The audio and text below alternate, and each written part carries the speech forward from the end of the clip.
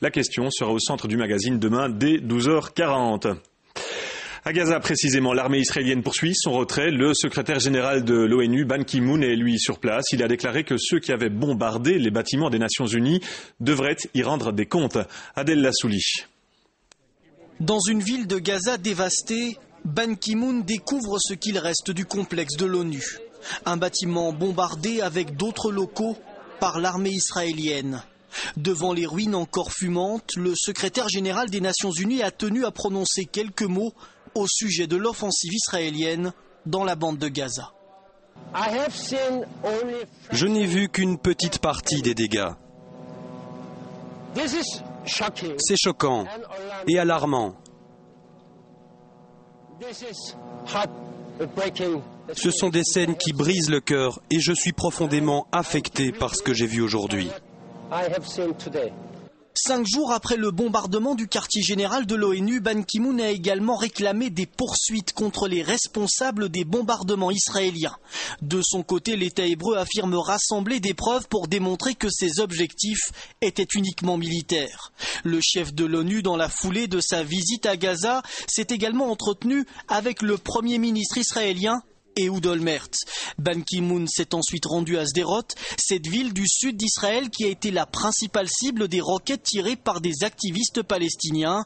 Le chef de l'ONU a vivement condamné les tirs et dit attendre que les lois humanitaires protégeant les civils soient restaurées. Là aussi, il attend que des comptes soient rendus par le Hamas. Dans le même temps, l'armée israélienne poursuit son retrait, mais pas question pour Tsahal de parler de désengagement total de ses troupes dans la bande de Gaza. Le ministre israélien de l'Intérieur est en ce moment à Bruxelles. Il justifie l'offensive lancée par son pays sur Gaza, mais souhaite toujours que le dialogue reprenne avec les Palestiniens. Mathieu Coll, Nicolas Foulon. Le vice-premier ministre israélien reçu ce matin par notre ministre des Affaires étrangères. 1 heure d'entrevue pour lui expliquer le point de vue d'Israël sur la guerre. L'occasion aussi pour Karel de Gucht de revenir sur le bombardement d'une école gérée par les Nations Unies. Pour Meir Shettrit, membre du cabinet de sécurité israélien, la riposte était légitime. Des hommes ont tiré sur nos troupes depuis cette école. Nos soldats ont riposté. Il y avait peut-être des explosifs à l'intérieur, ce qui pourrait expliquer les dégâts et le nombre de victimes. Personne ne savait qu'il y avait des civils palestiniens qui se cachaient dans cette école. Il n'y a pas de guerre propre, reconnaît Meir Shettrit, mais Israël a fait ce qu'il pouvait pour épargner les civils. S'il y a dans un bâtiment des membres du Hamas qui préparent des opérations et que nous décidons de frapper ce bâtiment, nous appelons tous les habitants pour les prévenir. Nous avons largué des centaines de milliers de tracts avant d'attaquer pour demander aux habitants de fuir.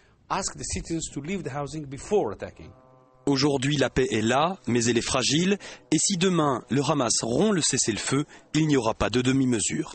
Nous voulons être très clairs avec le Hamas.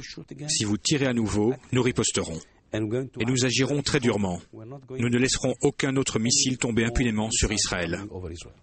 Et malgré un ton ferme, le ministre de l'Intérieur l'affirme, les deux peuples peuvent vivre côte à côte.